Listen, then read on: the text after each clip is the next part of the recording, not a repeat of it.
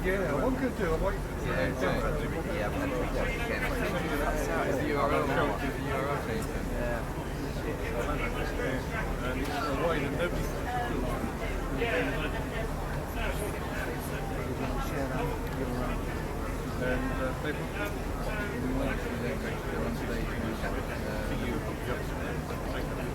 If anybody's sure it's working. Yeah.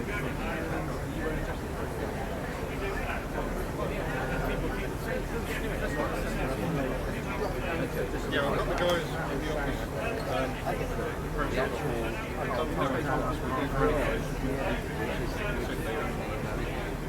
There must be a way in the settings to, everything is placed on that.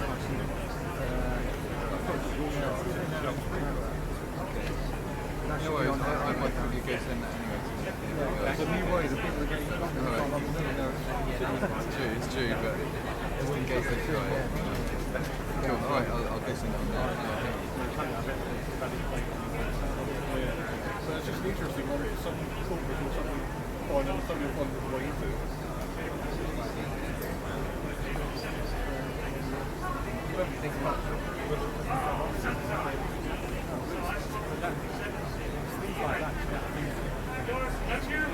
You never get to a walk saying, oh, by the way, you have to find the solution about it. So I stand by them.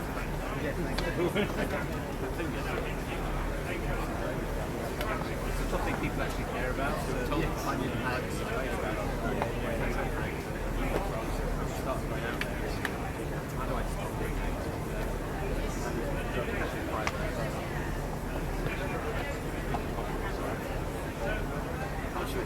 Do you go with anything?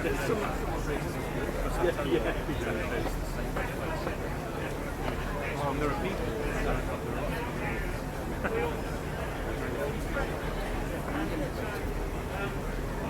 Would you think twice about going to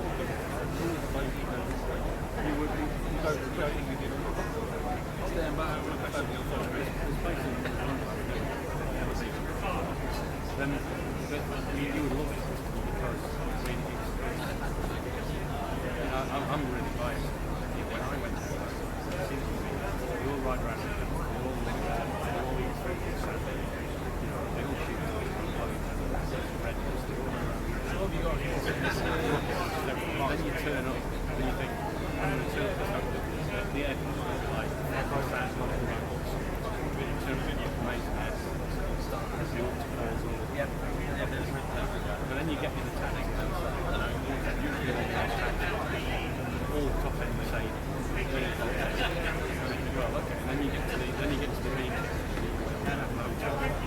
amazing hotel, that's brand new, and then you're out and about, going to the beach, have a beer, play volleyball all around, and you're like, this is not what I expected. And then well, in which case you've got no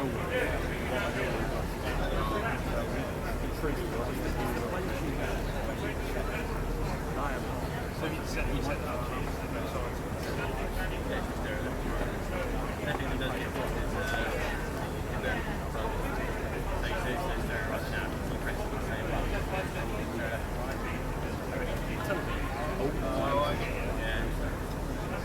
obviously like the protect channel. Amazing.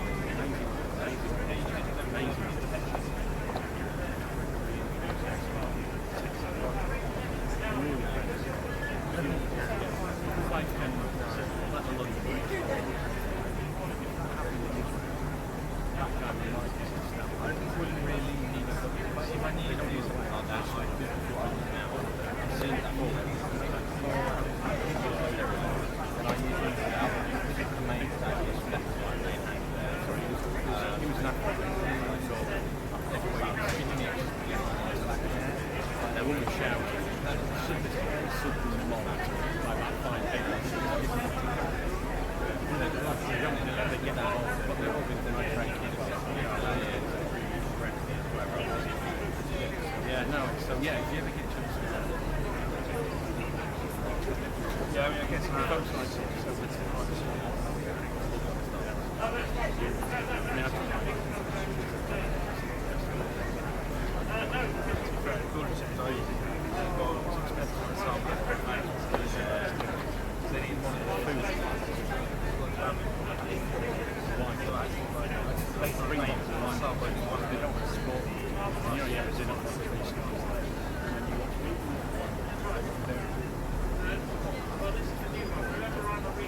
Makes sense.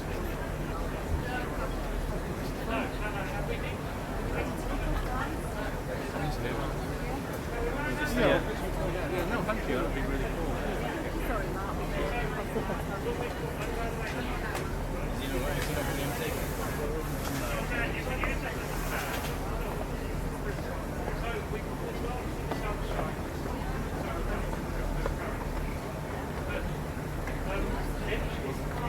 Okay. Good. Right. Morning, ladies and gentlemen. Thank you for coming. I'm going to talk to you about cybersecurity. So, hopefully this is of interest to you. It's quite a topical subject domain at the moment. There's also an overlap with artificial intelligence, which is part of our research program, so I'll also be discussing that as an issue. Right. So, kicking off. BT is actually a major player in the cybersecurity domain. So at many levels we provide advanced cybersecurity services to a range of customers, right down from the broadband, domestic, right up to enterprise clients and even government level. We're operating in over 180 countries. We've got over 2,500 security professionals. We've got a very advanced state-of-the-art security research team. So throughout the presentation I'll keep advising you to go see the stall, the cybersecurity research group at the back of the exhibition hall there. We'll be there all day and tomorrow. Many partners, many security vendors that we work with. This is very much a team exercise, and I'll come on to that later in the presentation. But security is very much about a group activity. It's a social activity. We've also got over 14 security operations centers that work globally, so 24/7. And this is another aspect of cybersecurity. The bad guys don't sleep. Yeah. It would be nice if they did, but they don't, and they operate globally. It's a 24-hour program, so you've got to be defending yourself constantly. There's no respite. Through our research program in cybersecurity, we've also amassed over 100 patents. So these are some core patents crossing from everything from machine learning to cryptography to cloud design, and how you secure data across the spectrum. Also many research papers. We publish regional papers in this domain in sort of top journals and review papers. Moving on. So what's the issue? So pretty much everybody in the room is familiar with some of the major events that occurred, for example, the WannaCry malware. So it's a very dynamic threat landscape. You know, the world is moving and changing constantly in the security domain. We've got things coming down the pipe like IoT, enhanced mobility, Internet of Things in particular. You can have billions and billions of devices connected to the Internet now and in the near future. And the issue there is it's very hard to either upfront pay for the necessary level of security you're going to need to put into them, or the ability to patch them down the line. So there are many issues. Where is the economic cost? Who's going to pay for that process? And how do you ideally architect and design such systems to maximize your ability to secure them? It's a very complex topic.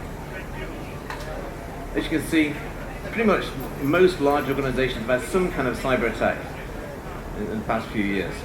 A massive attack, 144% increase in successful cyber attacks in the past 4 years. It's increasing all the time. The cost, cyber damage, 6 trillion. This is a very debatable number. It's some trillions of dollars globally. What matters is it's a big number. This is a major issue. It's a major social, major economic issue for many countries. Fraud, even in the UK alone, financial fraud hit 60 million using cybercrime. The only good thing about the high-profile events are it does make company boards more aware of the issue. So more aware of the need to enhance your security defenses, your risk management, your strategies that you're applying. Also interesting, past sort of 5 years in particular. Before that, you had the script kiddie problem. So individuals, lone actors doing either malicious or criminal activity on the net a relatively low-level problem, annoying, but something you could deal with. But sort of the past decade, you've seen increasing in numbers of collective, ideological or politically motivated attacks, where a group of individuals take offense at some company, some organization, and they mount a concerted, global, distributed attack on an organization. This is very hard to defend against, and especially as they have access to increasingly sophisticated cyber attack capability. This is the dimension of the problem. You know, once someone's created a cyber attack vector, it gets distributed, it diffuses through the cyber domain. And then even people with much lower skill levels can just pick up that advanced tool and use it. So Anonymous are a major group in that space.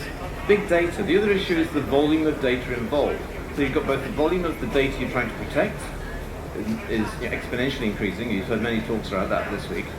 And also the volume of the security data you receive from when you're monitoring a large network or a large organization. The volume of log data and event data is massive. 20 to 40 megabits a second would not be uncommon.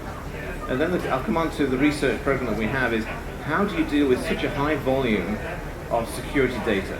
How do you actually make sense out of that? So, looking at the sort of the big picture, so trying to identify what kind of problem are we dealing with? So, historically, so getting from the 1980s to even about 5 years ago, people had this idea of a rigid shell model. So the idea is that if you're an organization, a company, or whatever, you create a very strong firewall around your organization, you really tightly patrol the border, and hence you protect what's inside. This worked for a period of time, but as the attackers became more sophisticated, and especially as your boundary became much more diffuse, so increasingly you have overlapping corporate networks, overlapping public, social, government, complex networks overlapping, social media networks becoming to penetrate through your corporate domain. The coconut model, the sort of rigid shell model, just doesn't work. So the idea is let's move to something quite different, a model where you've got a much more resilient core. You look carefully at what matters inside your organization. And often, this is where even major organizations fail to take the right security measures. They haven't identified what are the key assets. So really do a tight inventory. What are the things you most care about, and really protect those. Like the avocado, you lock down that central core, and then you allow more flexibility and assume there's going to be a more dynamic, fluid environment around that core. Basically, assume you're going to be hacked. Okay. I like the quote at the bottom from Gene Spafford, a famous security researcher. The only truly secure secure system is one that is powered off, cast in a block of concrete, and sealed in a lead-lined room with armed guards. If you actually look at the quote, the next sentence is, and I wouldn't be confident even then. And I think he says he wouldn't even bet money on that. So the ability, the ingenuity of the attacker is endless. They have boundless ingenuity. Okay, so never underestimate them. So hopefully you'll come to our exhibition at the back of the hall there. You can't really miss it. So some of the big stands, we grabbed most of the large display screens, so it's quite obvious. The key area I personally work in is machine-assisted cyber threat hunting. So here we're looking at combining AI and machine learning to filter through the high volume of data you're getting from security networks and to visualize that. So we really think there's value to be had in combining AI and visualization. So use the AI to comb through the high volume of data automatically. So we're building neural network models, different machine learning models to process that data, to look for the anomalies, to look for the suspicious behavior, and then to visualize that to the end user, to your analyst or your CISO, or whoever is interested in trying to protect your system. And that combination means you've then got kind of a handle on this volume and the speed of activity that's taking place. So if you come to the back, you'll see that. Another area we're very interested in is applying blockchain to create digital passports. So people are familiar with blockchain in the Bitcoin domain. So Bitcoin is a very hot topic at the moment. But the underlying technology, which is a distributed ledger, basically, which we call a blockchain, is a very general purpose capability, and it's something that you're going to see increasingly used for all kinds of authentication in complex networks for both insurance, financial purposes, different forms of credit systems, but also in identification processes. Securing dynamic access, this is about how you can start to use things like the biometrics of how people use smartphones. So the way you hold, the motion you do, and the things you do with your smartphone, especially the finger gestures that you use, tend to be unique. Tends to create a unique biosignature for you. So in the corporate dimension, or for example, if you go or travel abroad and your bank wants to know, is it you using your credit card or the cash point machine?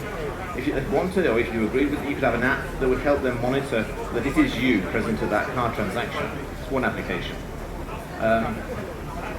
Another area are securing the Internet of Things. So I said that IoT, Internet of Things, is a major area, and there's a lot of research to do there. And really, how do we address what's going to be a very challenging problem? Pattern-based anomaly detection, again, there's all kinds of different ways you can look at behavioral analysis in networks once you've identified log data and extracted data from the network. And cryptography. So this is more mainstream classical security research. The issue there is really, people have been encouraged to encrypt your data, so that's a good idea. Encrypt your backups, your cloud systems, and your sort of operating data.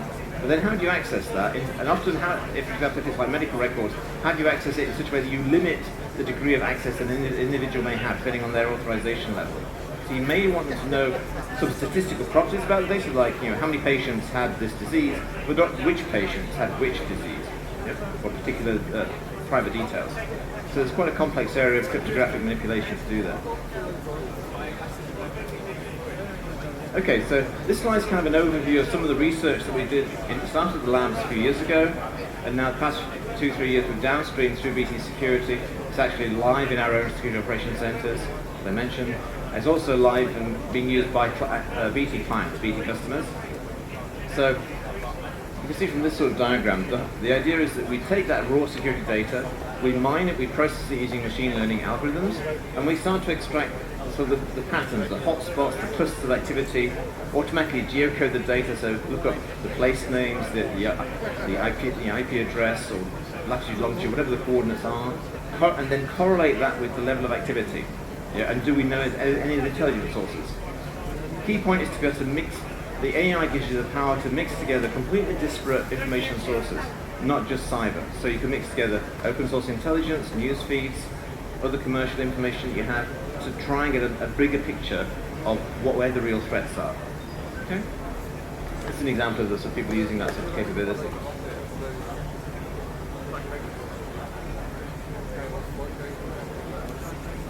This is a nice sort of little demo. Some of the other work, so we're big into visualization as part of our team. So we've been exploring different kinds of interfaces, or VR, augmented reality, someone using sort of a haptic interface or touch gesture type stuff. Because often, if you do start to use AI methods, the data sets of the algorithms are often high dimensional. So you're trying to explore a high dimensional space to do the analysis. So we're looking at different ways of projecting, presenting the data, and interacting with it, which is quite a fascinating research to me.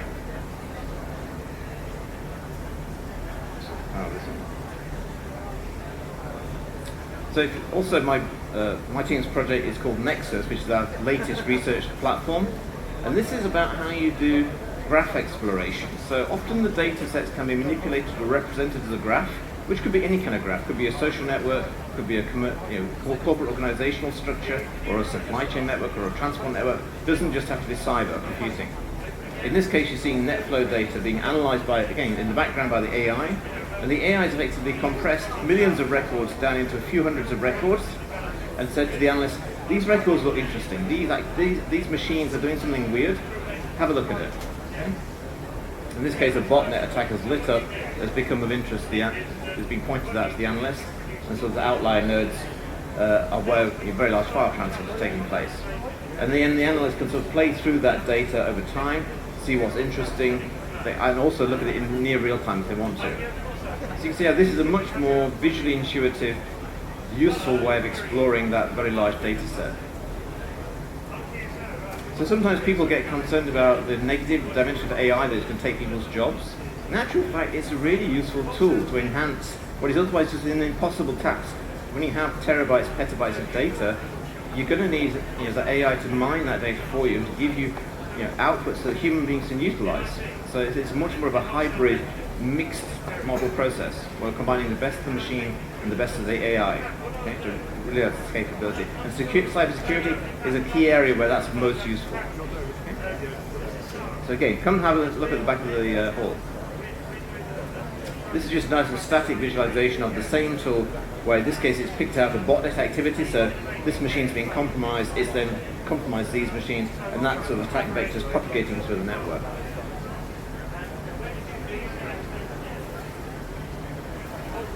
So going back to our sort of summary slide deck, you'll see examples of each of these areas in the exhibition area. Do go come and have a look, have a talk to us about the cyber threat hunting, the IoT domain, the cryptographic areas. We'd love your feedback, love to hear what you think about these. Okay? Thank you very much. Any questions on that? I've got a microphone here if you... No? The question I usually get is, can't you just turn the AI and have it do everything, and like monitor everything and then respond to the attacks? And the answer is, you could, but that would introduce new risks in itself. Yeah? So there would be a danger that if the machine hasn't learned properly or done something wrong, it could actually launch a denial of service like by cutting off parts of your network that it didn't need to do. Yeah? So there's a danger in making it a completely closed loop system. You really want human beings in that control loop. Okay. Thank you very much. So please come and see the exhibition at the end.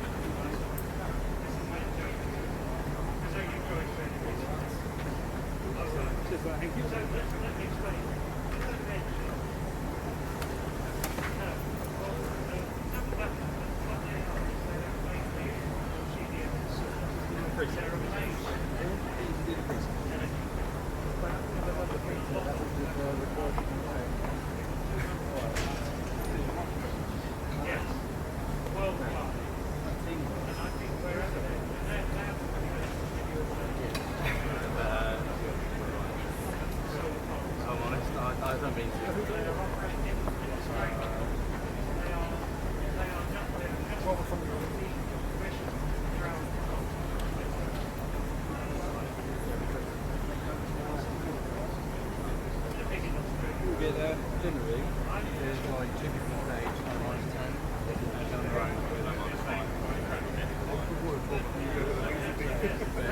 Yeah, -5 equal That's cool. No worries.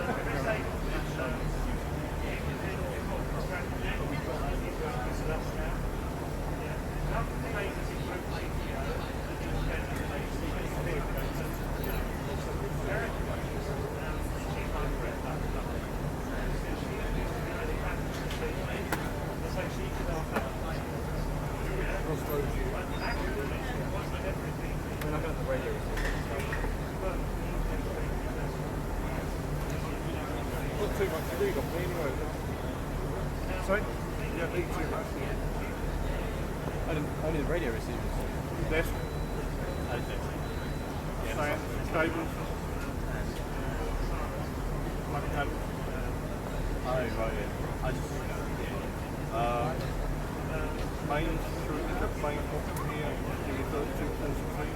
yeah. We're in charge of everything. Yeah.